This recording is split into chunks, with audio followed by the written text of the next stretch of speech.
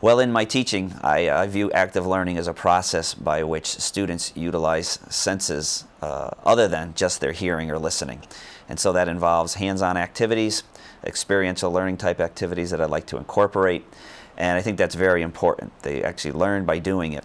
The other thing that's important is the active learning situations that I try and set up in my classes is to have students work in groups so that they not only learn from me demonstrating a technique or an activity, but they also then participate in the activity with their peers and work with them. This teaches them not only the technical material that's at hand and allows them to question it amongst themselves, but also allows them non-technical skills to develop, such as cooperation and cooperative learning. We had people chop onions, which are a part of the ingredient mix we're going to make for the first 3 batches of sausage, which we do in 50-pound batches. We've had some folks taking hog casing. This is hog casing, and it's actually sized to be 29 to 31 millimeters in diameter. If you wanted to make hot dogs, you would use a 21 to 24 millimeter. If you wanted to use breakfast sausage, you'd go down around 18 millimeter. We are making bratwurst and Italian sausage, so that's why we choose this size. One of the challenges of active learning situations is that you may have, in my situation, I have different student groups working on different tasks that are related to a whole. And what that means is some students will get some experiences but not others. But yet it's important that all students see at least what those experiences were. So what I attempt to do is, certainly when I have a given student group doing a specific task and I'm demonstrating for them how to do it, after they've done it for a little while and each group has done it, I make a point to try and stop, call everybody together into a common meeting area, if you will, a common area where we can all fit, 14 or 15 students, and point out what each group has been doing and why. I then give students opportunities from other groups to switch if they want, in case they want to try something. And in some cases, I will make a point to purposefully assign students to do things so that they are forced, if you will, to do some different tasks. I do that because some students are timid or shy, and it's obvious to me, I believe, that when I'm watching their non-verbal communication, that they have a sincere interest, but they might be hesitant to jump into something, and so I try and spread things around. We also have some of this. What do you think that is? You know what that is? This is non-fat dry milk, instant milk. Instant milk, if it's non-fat milk and it's dry, what's left behind is the nutrient.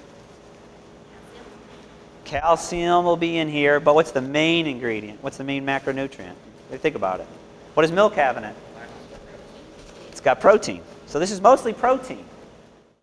The importance of having not only myself and the students there, but then having a medium, if you will, by which they're interacting with, other than a traditional classroom in which I might serve as a lecturer, is that they are learning with the real thing. I always say if you can make it real for students, they will learn it much better.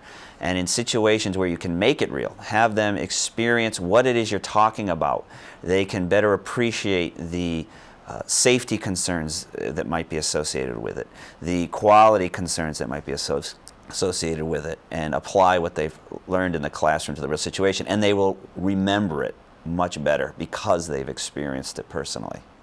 I think the benefit of active learning approaches and having students learn skill sets, both technical and non-technical, is that they can, at different times within each individual's capacity for doing this, I guess, take off and use it on their own or be a bit more self-initiating in activities related to this.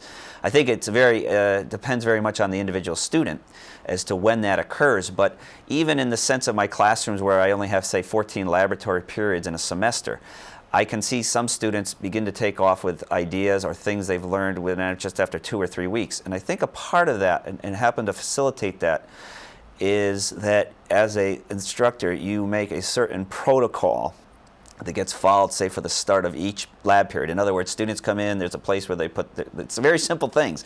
There's a place where they put their books, there's a place where they prepare for the laboratory if there's certain dress required, for instance. And then there's always a 5 or 10 minute introduction to the material by me. And then there's an expectation that they will divide into groups and that they will then follow the instruction set. And if that repeats itself, then they begin to know kind of what the protocol is for the subsequent labs, and they begin to think about maybe or anticipate what's going to happen and think about how they're going to get it done. What you do is one hand is here and it just lightly, very lightly puts pressure on the casing. only enough to keep it from falling. I'm going to adjust it a little faster for me, but you folks will want to adjust it a little slower. In the industry, it ties it off as it comes out. In certain, not natural casings so much. Okay. In artificial and in collagen casings, yes. And they use a very different kind of stuffer. Those stuffers cost minimally $80,000. But as it comes out, it like it twists it or... Twists it and ties in some cases. Okay. Sometimes it'll twist, tie, and cut. So, you know, Oscar Mayer that makes 16,000 pounds of hot dogs a day, they can't afford to have a lot of people sitting here doing this. But we got lots of free labor here with you guys, and you know, this is all part of learning, so we're all set. In my labs, oftentimes my students will work in 4 or 5 groups, and the nature of the types of things we do requires me to maybe be with a group of students for 3 or 4 minutes. That means some students groups may be waiting. As they stay longer in the semester, they learn that they can go ahead and try something.